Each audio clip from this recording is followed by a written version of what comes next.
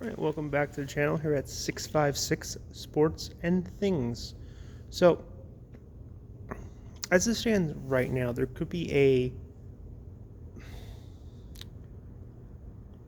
I'm trying to figure out how to word this. I don't write scripts. I have an idea what I'm going to say before I say it, but I don't actually write a script. There could be a limited amount of minor league jobs. What I mean by that is minor league sports jobs, just not like playing jobs, but also like jobs in the area. Because of our current situation, things have kind of hit hard.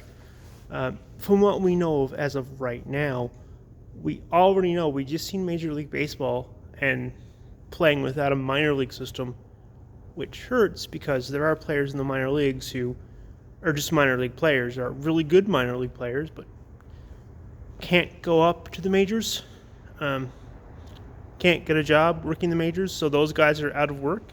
Now, I'm sure they all have other sources of income, or I would hope so, but what do those people do? Can everyone just take a year off and just, we'll come back to this next year? They're already probably working during the winter anyway, so it's not like they can't go back and say, hey, boss, everything's great and all, but can I work this summer? Some of them are working, some of them are teachers and all that fun jazz. If you get really down low into the minors, what else just happened in the ECHL was, as of right now, we know 2 ECHL teams are decided not to play this year. We have the Atlanta Gladiators and the Norfolk Animals that are deciding not to play just because of current regulations with structure and state law. You can only have so many people in an area. There's also 2 Canadian teams in the ECHL that are currently working on issues of how they're going to play. The border was actually closed between Canada and the U.S. You also just had 4 or 5 Southern Professional Hockey League teams say no, we're not playing this year. We're just not. I'm sorry. So that's almost half your league just going, no, we're not going to play. Now what happens is those players will become free agents, and some of them will get jobs.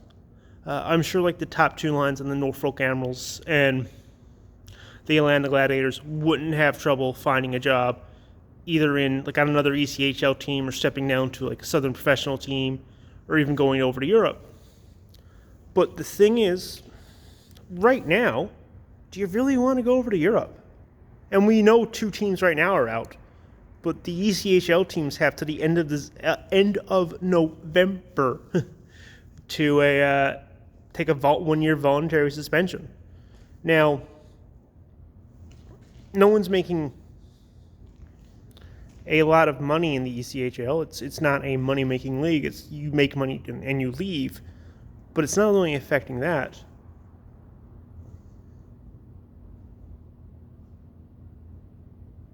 It's affecting concession stands and small businesses and all that fun jazz. What happens if now you don't have businesses running? You can't run concessions at the arena. A lot's going to take a 1-year absence. And yes, some players would potentially just go overseas and play. But hypothetically speaking, let's say you just had your first child. Do you really want to go overseas right now and play hockey?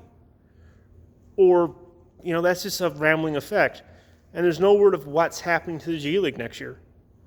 There are some players in the G League who are just G League players, and that's all they are. Nothing against G League players.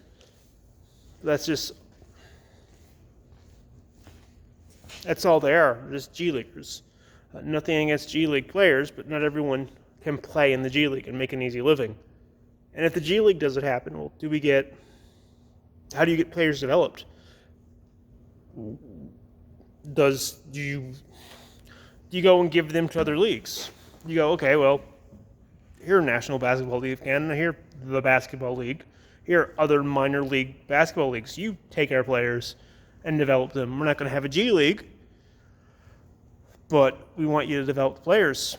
Like I was saying, you potentially could go over to Europe or Asia or Mexico or Central America where there's a bunch of professional basketball leagues. But right now, do you really want to be going over is the thing.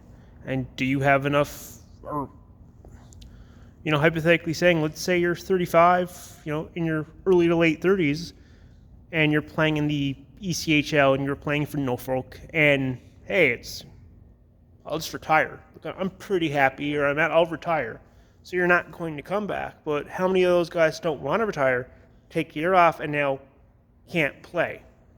Because you've taken a year off, someone's taken your spot, and now your career is over. So if you were, let's say, 25, in the prime of your career, just finished maybe a 4-year junior career, maybe a university career, and sign a 1-year deal, hoping to play in the ECHL or the Southern Professional League, and you can't play anywhere this year. So you end up taking a year off, and I'll try it next year, and then your career's done. Or vice versa, if you only played for a season and the league shut down, well, you didn't get signed, so you didn't get picked up. You had some offers, but you just had your first child. I know I'm being extremely specific here. You just had your first child, and you don't want to go to Switzerland, you don't want to go to Russia and play hockey right now. It's the middle of a pandemic, so are you really comfortable doing that? That's going to be a huge issue. Here in Canada, we just had the CFL shut down for a year. So that's a 9-team league.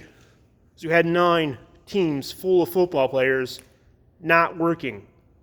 And because they wouldn't agree to a hub city, and because of salaries and all that fun jazz, you can't have a building half full and expect to break even in the CFL. You just can't do it.